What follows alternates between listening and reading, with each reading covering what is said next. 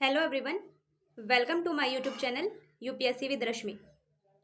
UPPCS 2024 prelims exam के लिए जो कि हमारा 27 अक्टूबर को होने वाला है, उसके लिए जो हम इकोलॉजी एंड एनवायरनमेंट की घटना चक्र सीरीज़ डिस्कस कर रहे हैं, उसमें हम कुल 11 चैप्टर हैं, जिसमें से हम चैप्टर नंबर 1 पर्यावरण और सतत विकास ये हम पूरी तरह से डिस्कस कर चुके हैं। पिछले 3 पार्ट में हम इसे डिस्कस कर चुके हैं। अगर आपने वो पार्ट नहीं देखे हैं तो आप देख सकते हैं।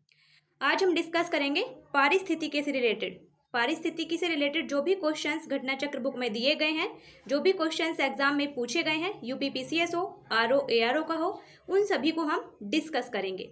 तो शुरू करते हैं आज का वीडियो। पारिस्थितिकी से रिलेटेड हम क्वेश्चन डिस्कस करेंगे। आज का हमारा फर्स्ट क्वेश्चन है, पारिस्थितिकी निम्नलिखित के बीच पारस्परिक संबंधों का अध्ययन है। ऑप्शन है ए जीव और वातावरण, ऑप्शन बी मनुष्य और वन, ऑप्शन सी मृदा और जल, और ऑप्शन डी पति और पत्नी। यानी पारिस्थितिकी किसे कहते हैं, पारिस्थितिकी के किसके बीच पारस्परिक संबंधों का अध्ययन है। इसका सही आंसर होगा ऑप्शन नंबर ए जीव और वातावरण। पारिस्थितिकी जीव और वातावरण के बीच के पारस्परिक संबंधों का अध्ययन है। जीव और उसके वातावरण के बीच में जो संबंध होता है उसे ही कहा जाता है पारिस्थितिकी यानी इकोलॉजी। एक्सप्लेनेशन देखते हैं।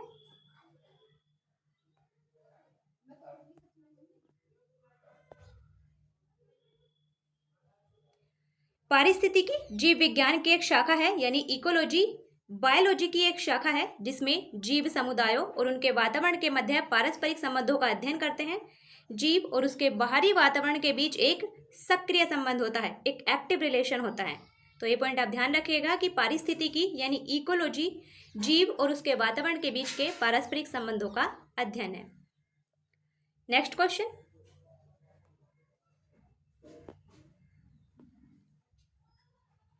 नेक्स्ट क्वेश्चन है, पारिस्थितिकी तंत्र यानी इकोसिस्टम। पारिस्थितिकी तंत्र की संकल्पना को प्रस्तावित किया था। ऑप्शन है ए जी टेलर ने, ऑप्शन बी ई हटिंगटन ने, ऑप्शन सी डी आर स्टोडर्ट ने, और ऑप्शन डी टांसले ने।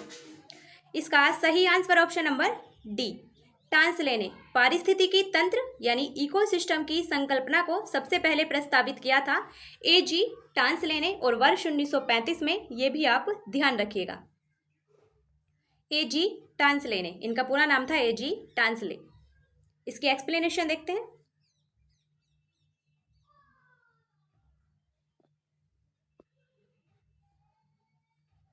एक्सप्लेनेशन है, वर्ष 1935 में ए जी टांसले के द्वारा सर्वप्रथम पारिस्थितिकी तंत्र यानी कि इकोसिस्टम की संकल्पना प्रस्तावित की गई थी। ए जी टांसले के अनुसार पारिस्थितिकी तंत्र क्या होता है।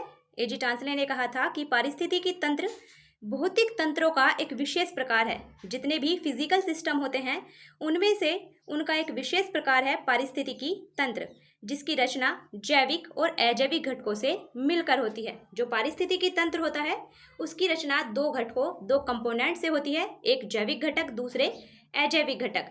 जैविक घटक के अंतर्गत आते हैं जीव जंतु, पेड़ पौधे, इन सभी को जिनमें जीवन पाया जाता है, और अजैविक घटक के अंतर्गत शामिल किया जाता है भूमि, जल, वायु, इन सभी को इनमें शामिल किया जाता है।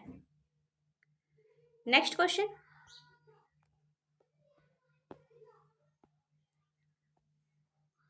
नेक्स्ट क्वेश्चन है, निम्न में से कौन पारिस्थितिकी तंत्र के विषय में सही नहीं है। यहाँ पारिस्थितिकी तंत्र से रिलेटेड 4 कथन दिए गए हैं, हमें बताना है कि इनमें से कौन सा कथन गलत है।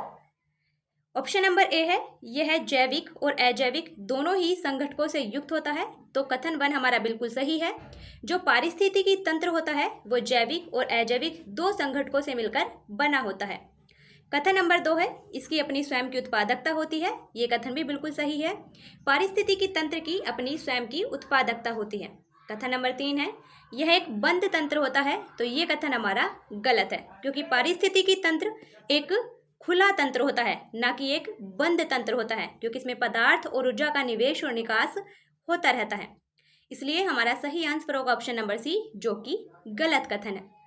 और कथन नंबर 4 है, यानी ऑप्शन नंबर डी है, यह प्राकृतिक संसाधन तंत्र होता है। तो ये कथन भी हमारा बिल्कुल सही है। एक्सप्लेनेशन देखते हैं।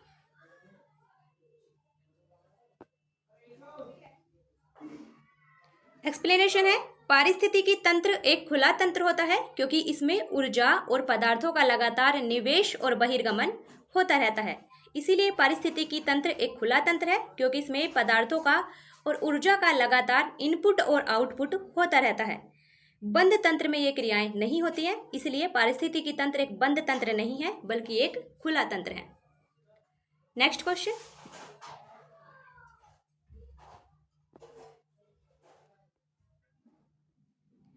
नेक्स्ट क्वेश्चन है, निम्नलिखित में से कौन एक पारिस्थितिकी तंत्र के संबंध में सही नहीं है। फिर से हमें बताना है कि कौन सा पारिस्थितिकी तंत्र से रिलेटेड गलत कथन है। कथन नंबर 1 है, पारिस्थितिकी तंत्र किसी निश्चित स्थान समय इकाई के समस्त जीवों तथा भौतिक पर्यावरण का प्रतिनिधित्व करता है। तो ये कथन हमारा बिल्कुल सही है। जो पारिस्थितिकी तंत्र है वो क्या है, वो किसी निश्चित स्थान समय इकाई के समस्त जीव और उसके भौतिक पर्यावरण का प्रतिनिधित्व करता है। कथन नंबर 2 है, यह एक कार्यशील इकाई है। तो कथन 2 भी हमारा बिल्कुल सही है। पारिस्थितिकी तंत्र एक सक्रिय तंत्र होता है, ये एक कार्यशील इकाई है। कथन नंबर 3 है, इसकी अपनी उत्पादकता होती है। तो ये कथन भी हमारा बिल्कुल सही है। पारिस्थितिकी तंत्र की अपनी स्वयं की उत्पादकता होती है। अगर प्रकृति में कोई परिवर्तन होता है मनुष्य के द्वारा छोटे पैमाने पर, तो प्रकृति अपने उस परिवर्तन को पुनः अपने अनुकूल बना लेती है। इसलिए पारिस्थितिकी तंत्र की अपनी स्वयं की उत्पादकता होती है। और कथन नंबर 4 है, यानी ऑप्शन नंबर डी है, यह एक बंद तंत्र होता है। तो ये कथन हमारा गलत है और हमसे गलत ही पूछा गया है, इसलिए हमारा सही आंसर होगा ऑप्शन नंबर डी, क्योंकि पारिस्थितिकी तंत्र एक खुला तंत्र होता है, ना कि बंद तंत्र। Next question.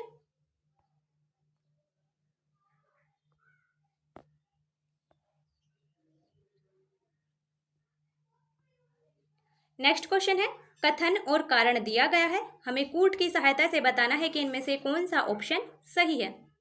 कथन है हमारा, जीवमंडल एक खुला यानी कि एक विवृत तंत्र का उदाहरण है। तो कथन हमारा बिल्कुल सही है। जो जीवमंडल होता है, जो बायोस्फीयर होता है, वो एक खुले यानी एक विवृत तंत्र का उदाहरण है क्योंकि इसमें पदार्थों और ऊर्जा का निवेश और निकास होता रहता है। कारण बताया गया है कि जीवमंडल में पदार्थ के प्रारंभिक निवेश के बाद पुनः नए पदार्थों का निवेश नहीं हो सकता, परंतु ऊर्जा के निवेश और बहिर्गमन पर कोई प्रतिबंध नहीं होता है। तो कारण हमारा गलत है क्योंकि जीवमंडल में पदार्थों के प्रारंभिक निवेश के बाद पुनः नए पदार्थों का भी निवेश हो सकता है। जीवमंडल में पदार्थों और ऊर्जा का निवेश और बहिर्गमन चलता रहता है। जीवमंडल भी खुला तंत्र है, इसलिए कथन हमारा बिल्कुल सही है लेकिन कारण गलत है। हमारा सही आंसर होगा ऑप्शन नंबर सी, ए सही है किंतु आर गलत है। एक्सप्लेनेशन देखते हैं इसकी।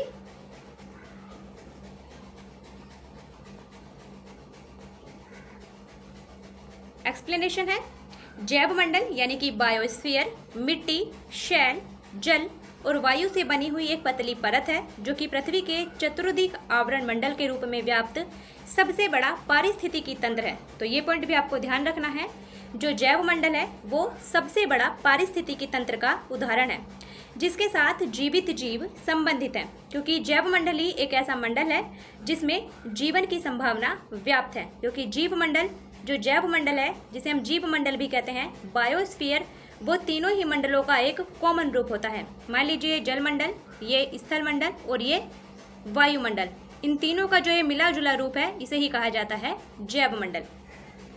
और जैवमंडल जीवों का भरण पोषण करता है। यह एक खुला तंत्र है यानी कि ओपन सिस्टम है क्योंकि इसमें पदार्थों का लगातार निवेश और बहिर्गमन होता रहता है।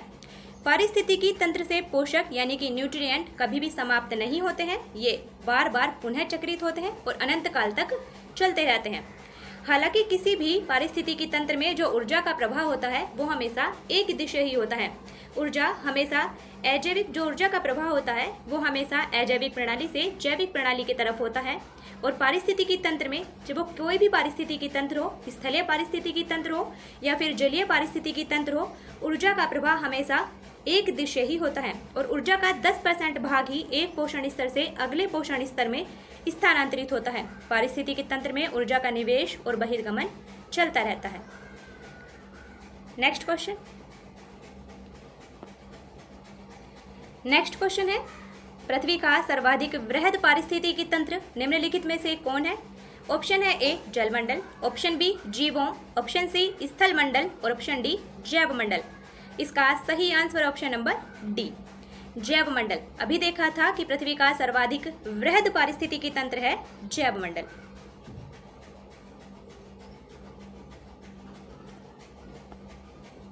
ये एक्सप्लेनेशन है इसकी।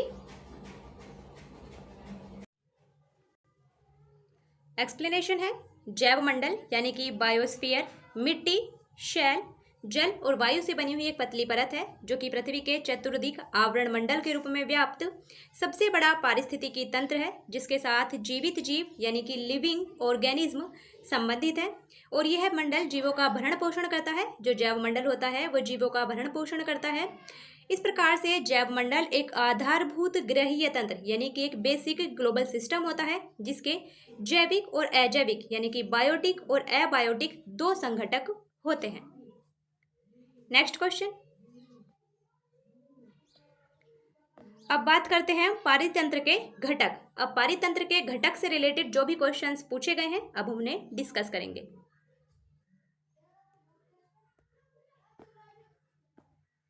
फर्स्ट क्वेश्चन है हमारा, जहां जीव रहता है उस सटीक जगह को क्या कहते हैं?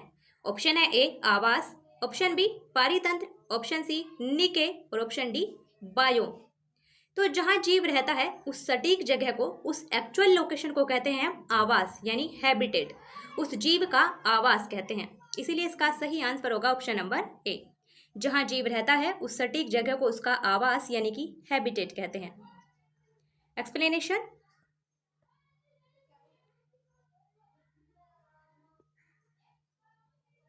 एक्सप्लेनेशन है, किसी प्रजाति विशेष के पौधों या किसी प्रजाति विशेष के जीवों या फिर अन्य जीवधारियों के रहने की जगह यानी एक्चुअल लोकेशन को उसका आवास हैबिटेट कहा जाता है।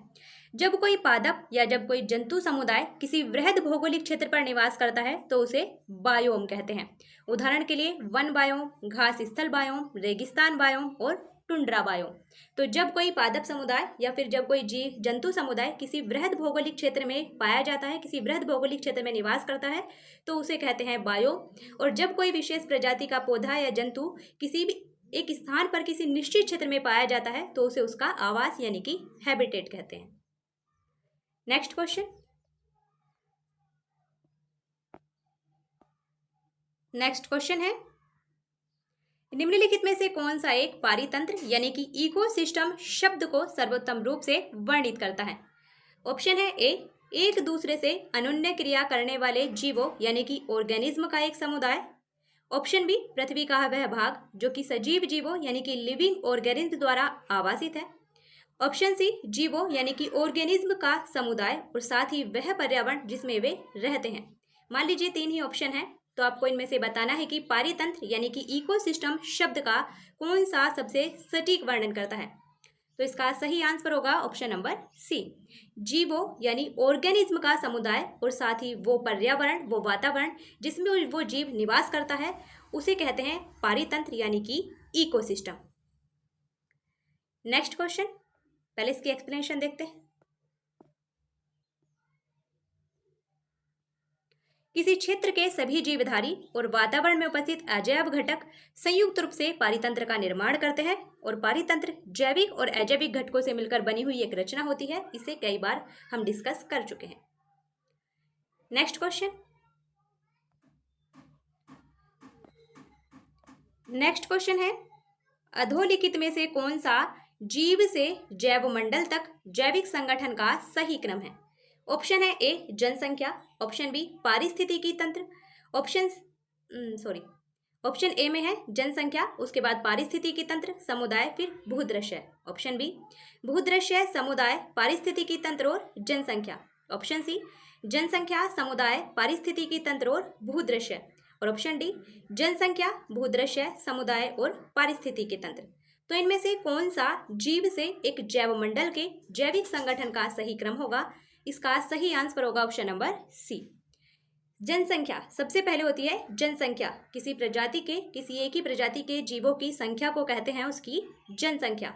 और जब दो या दो से अधिक प्रजाति के जीवों की जनसंख्या मिल जाती है तो उससे निर्माण होता है समुदाय का, और फिर कई समुदाय मिलकर एक पारिस्थितिकी तंत्र का निर्माण करते हैं, और फिर एक भूदृश्य में यानी कि एक लैंडस्केप में कई पारिस्थितिकी तंत्र पाए जाते हैं। तो जीव से जैव मंडल तक का जो जैविक संगठन का सही क्रम होगा वो होगा जनसंख्या, जनसंख्या को मिलाकर बनता है समुदाय, उससे बड़ा होता है पारिस्थितिकी तंत्र जिसमें कई समुदाय पाए जाते हैं, और उससे बड़ा होता है भूदृश्य। एक्सप्लेनेशन देखते हैं।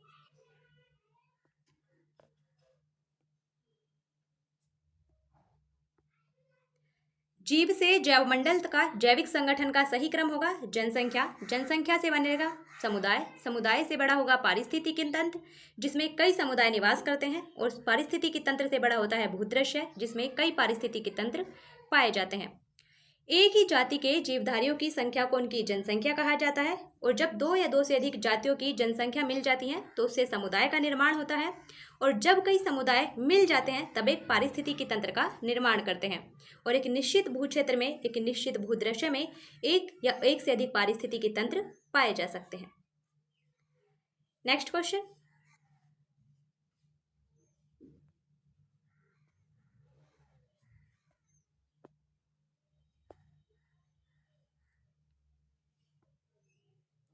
नेक्स्ट क्वेश्चन है, निम्नलिखित में से कौन सा एक कृत्रिम पारितंत्र है, यानी कौन सा आर्टिफिशियल इकोसिस्टम का एग्जाम्पल है।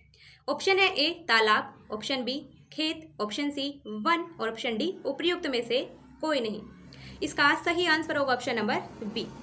खेत एक कृत्रिम पारितंत्र यानी कि एक मानव निर्मित पारितंत्र का उदाहरण है, जबकि वन और तालाब प्राकृतिक पारितंत्र के उदाहरण है।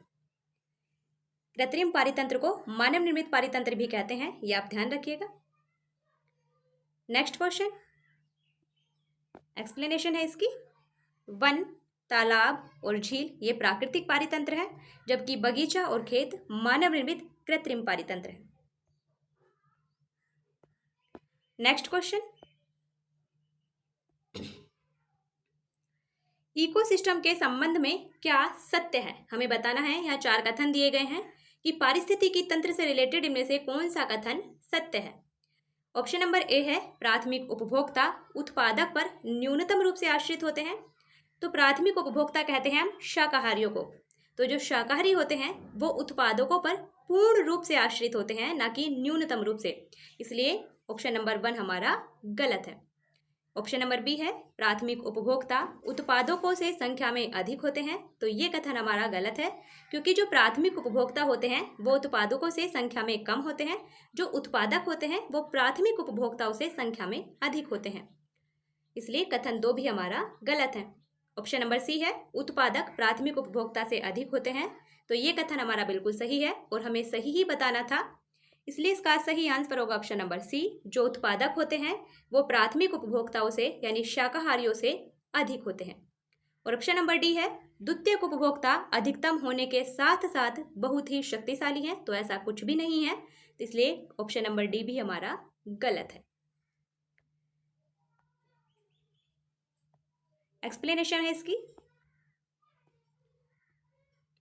पारिस्थितिकी तंत्र में प्रत्येक पोषण स्तर से आगे बढ़ने पर ऊर्जा का ह्रास होता है, यानी जैसे जैसे पारिस्थितिकी तंत्र में एक पोषण स्तर से अगले पोषण स्तर में जाते हैं तो एक पोषण स्तर से अगले पोषण स्तर में ऊर्जा की केवल 10% ऊर्जा की मात्रा का ही स्थानांतरण होता है और शेष 90% ऊर्जा व्यर्थ हो जाती है, उसका ह्रास हो जाता है, और इसी कारण उत्पादकों की संख्या उपभोक्ताओं से अधिक होती है। पारिस्थितिकी तंत्र में शाकाहारियों की संख्या मांसाहारियों से अधिक होती है, जैसे उत्पादकों की संख्या उपभोक्ताओं से अधिक होती है, वैसे ही शाकाहारियों की संख्या मांसाहारियों से अधिक होती है।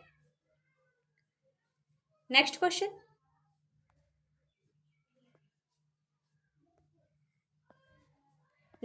है कथन और कारण दिया गया है, हमें कूट की सहायता से बताना है कि इनमें से कौन सा ऑप्शन सही है। कथन है हमारा पारिस्थितिकी तंत्र के विविध अवयव आपस में एक दूसरे पर निर्भर नहीं करते, तो कथन हमारा गलत है, क्योंकि पारिस्थितिकी तंत्र के जितने भी अवयव हैं, पारिस्थितिकी तंत्र के विभिन्न अवयव आपस में एक दूसरे पर निर्भर करते हैं।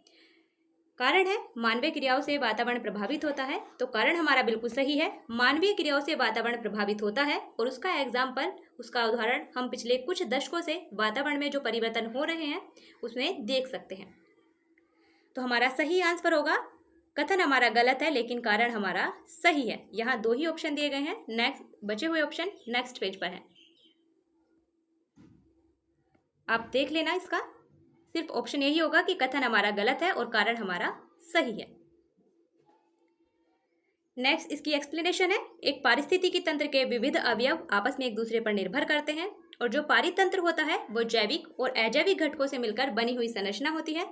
पारिस्थितिकी तंत्र में अजैविक तत्वों के जैविक प्रावस्था में परिवर्तन और फिर इन जैविक तत्वों के अजैविक रूप में पुनरागमन के प्रारूप को जैव भू रासायनिक चक्र कहते हैं। तो जैव भू रासायनिक चक्र किसे कहते हैं? जो अजैविक तत्व होते हैं वो जैविक अवस्था में परिवर्तित होते हैं और फिर से जो जैविक तत्व होते हैं वो अजैविक तत्वों के रूप में पुनर्परिवर्तित होते हैं। यानी जो जैविक तत्व होते हैं, अजैविक तत्व होते हैं, वो जैविक तत्वों में और फिर से जैविक तत्व अजैविक तत्वों में परिवर्तित होते हैं। तो ये जो चक्र चलता रहता है उसे कहते हैं जैव भू रासायनिक चक्र, और मानवीय क्रियाओं से वातावरण प्रभावित होता है। नेक्स्ट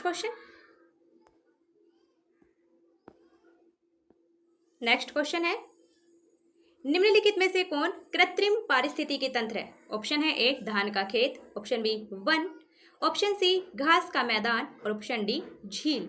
इसका सही आंसर ऑप्शन नंबर ए धान का खेत। कृत्रिम पारिस्थितिकी तंत्र, जो कृत्रिम पारिस्थितिकी तंत्र है यानी कि मानव निर्मित पारिस्थितिकी तंत्र वो है धान का खेत, जबकि वन, झील और घास का मैदान ये सभी प्राकृतिक पारिस्थितिकी तंत्र हैं। नेक्स्ट क्वेश्चन, एक्सप्लेनेशन है इसकी, वन, झील और घास का मैदान प्राकृतिक पारितंत्र है, जबकि धान का खेत एक मानव निर्मित कृत्रिम पारिस्थितिकी तंत्र है। नेक्स्ट क्वेश्चन है, निम्नलिखित में से कौन सा एक पारिस्थितिकी तंत्र पृथ्वी के सर्वाधिक क्षेत्र पर फैला है? ऑप्शन है ए मरुस्थलीय, ऑप्शन बी घास के मैदान, ऑप्शन सी पर्वतीय और ऑप्शन डी सामुद्रिक। इसका सही आंसर ऑप्शन नंबर डी सामुद्रिक पारिस्थितिकी तंत्र। जो महासागरीय पारिस्थितिकी तंत्र है वो पृथ्वी के सर्वाधिक वृहद क्षेत्र पर फैला हुआ है। क्यों? क्योंकि पृथ्वी की 71% क्षेत्र पर भूक्षेत्र पर क्या है? जल है और 29% स्थल है। तो जो सामुद्रिक या फिर महासागर पारिस्थितिकी तंत्र है वो पृथ्वी के सर्वाधिक क्षेत्र पर फैला हुआ है। एक्सप्लेनेशन देखते हैं।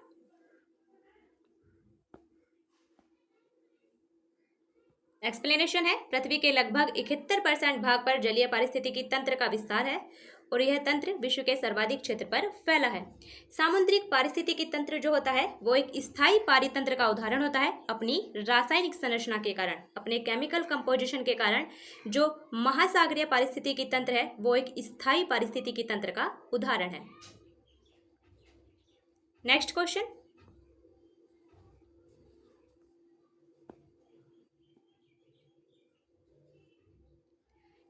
है, निम्नलिखित में से कौन एक विश्व का विशालतम पारिस्थितिकी तंत्र है? ऑप्शन है ए समुद्र, ऑप्शन बी घास के मैदान, ऑप्शन सी वन और ऑप्शन डी पर्वत। इसका सही आंसर है, अभी देखा था, ऑप्शन नंबर ए समुद्र। समुद्र पारिस्थितिकी तंत्र या महासागर पारिस्थितिकी तंत्र विश्व का विशालतम पारिस्थितिकी तंत्र है, क्योंकि पृथ्वी के 71% भाग पर समुद्र का विस्तार है, यानी महासागरों का विस्तार है। नेक्स्ट क्वेश्चन, एक्सप्लेनेशन है इसकी, समुद्र विश्व का विशालतम पारिस्थितिकी तंत्र है। पृथ्वी पर विद्यमान जलमंडल का, यानी जो हाइड्रोस्फीयर है, पृथ्वी पर जो भी जल विद्यमान है उसका लगभग 97% भाग समुद्री जल होता है और यह पृथ्वी के लगभग 71% क्षेत्र के ऊपर विस्तृत है। नेक्स्ट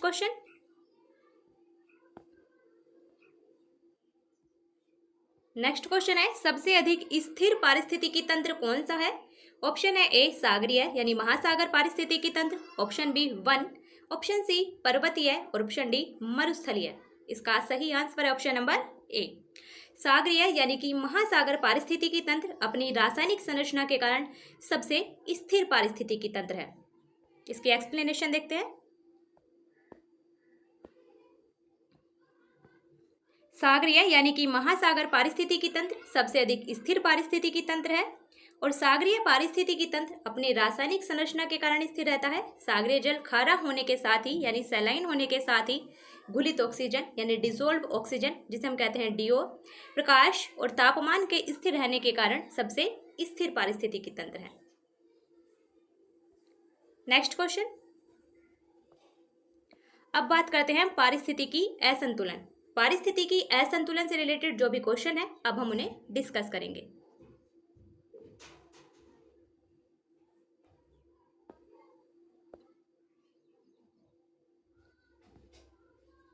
इस तरह से आपकी जो इकोलॉजी एंड एनवायरनमेंट की जो घटना चक्र की बुक है वो पूरी तरह से कंप्लीट हो जाएगी। आप अच्छे से पढ़िए, रिवाइज कीजिए, आपको बुक खरीदने की कोई ज़रूरत नहीं होगी।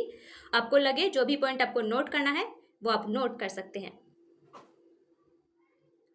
तो क्वेश्चन नंबर 1 है हमारा, निम्न में से कौन सा एक पारिस्थितिकी संतुलन बनाए रखने में मदद नहीं करता है? ऑप्शन है ए वनों को काटना, ऑप्शन बी वन रोपण, ऑप्शन सी वर्षा जल प्रबंधन और ऑप्शन डी जैव मंडल भंडार। इसका सही आंसर होगा ऑप्शन नंबर ए वनों को काटना, यानी कि वन उन्मूलन। वन उन्मूलन से जो पारिस्थितिकी संतुलन है वो गड़बड़ा जाता है। तो वन उन्मूलन यानी वनों को काटना पारिस्थितिकी संतुलन बनाए रखने में मदद नहीं करता है, जबकि वनरोपण, वर्षा जल का प्रबंधन और जैव मंडल भंडार पारिस्थितिकी संतुलन बनाए रखने में मदद करते हैं। एक्सप्लेनेशन देखते हैं। एक्सप्लेनेशन नहीं है, नेक्स्ट क्वेश्चन देखते हैं। सिर्फ इतना ही है कि वन उन्मूलन पारिस्थितिकी असंतुलन के लिए जिम्मेदार है। नेक्स्ट क्वेश्चन है, भारत में पारिस्थितिकी असंतुलन का निम्नलिखित में से कौन सा एक प्रमुख कारण है? तो वही है वन उन्मूलन भारत में पारिस्थितिकी तंत्र का यानी पारिस्थितिकी असंतुलन का एक प्रमुख कारण है, जबकि मरुस्थलीकरण, बाढ़ और अकाल और वर्षा की परिवर्तनीयता ये सभी पारिस्थितिकी असंतुलन के गौण कारणों में शामिल किए जाते हैं, जबकि वन उन्मूलन पारिस्थितिकी असंतुलन का एक प्रमुख कारण है। नेक्स्ट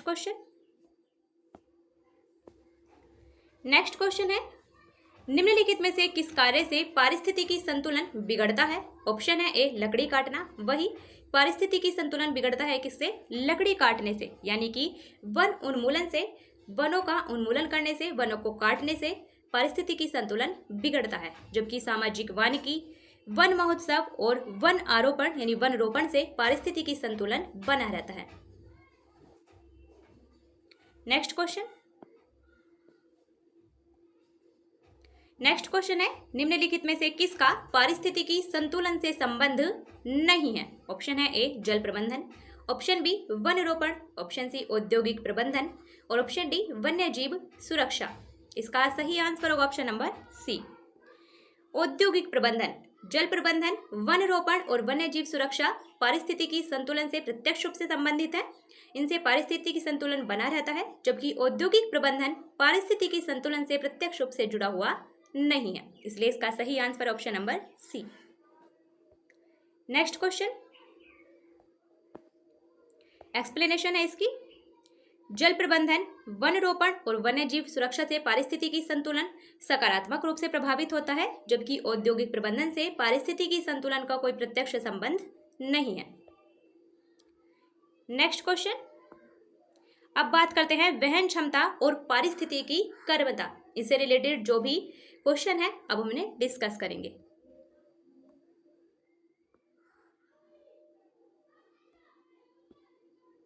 क्वेश्चन नंबर 1 है हमारा, किसी निश्चित क्षेत्र में प्राणियों की संख्या की सीमा जिसे पर्यावरण समर्थन कर सकता है वो कहलाती है। ऑप्शन है ए जनसंख्या, ऑप्शन बी वहन क्षमता, ऑप्शन सी संख्या या जैव द्रव्यमान का पिरामिड और ऑप्शन डी उपर्युक्त में से कोई नहीं। इसका सही आंसर होगा ऑप्शन नंबर बी वहन क्षमता। किसी निश्चित क्षेत्र में एक निश्चित पारिस्थितिकी तंत्र में प्राणियों की संख्या की वो अधिकतम सीमा जिसे एक पर्यावरण समर्थन कर सकता है, जिसे एक पर्यावरण सहन कर सकता है, वो कहलाती है उसकी वहन क्षमता यानी कैरिंग कैपेसिटी। इसलिए इसका सही answer option number B. Explanation है इसकी। वहन क्षमता अथवा जनसंख्या वहन क्षमता भी हम इसे कह सकते हैं, यानी कैरिंग कैपेसिटी किसी भौगोलिक क्षेत्र के पारितंत्र में किसी जीवधारी प्रजाति की उस अधिकतम जनसंख्या के रूप में परिभाषित की जाती है जिसे उस पारितंत्र के संसाधन पोषण प्रदान कर सकते हैं। नेक्स्ट क्वेश्चन,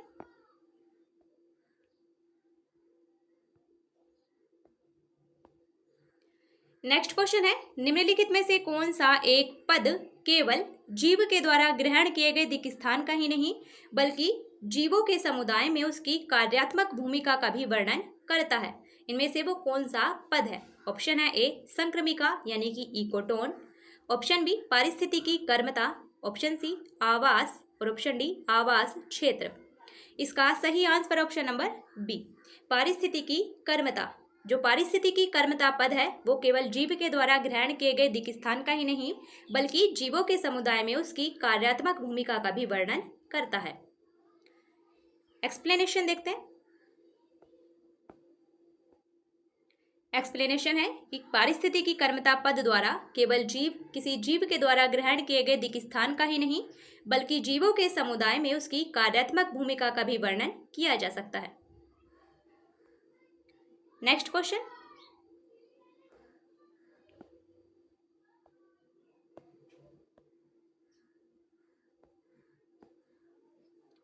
आज के लिए इतना ही। अगर आपने पहले वाले 3 पार्ट नहीं देखे हैं तो आप देख सकते हैं। कल हम खाद्य श्रृंखला से आगे जो भी क्वेश्चन है उन्हें डिस्कस करेंगे।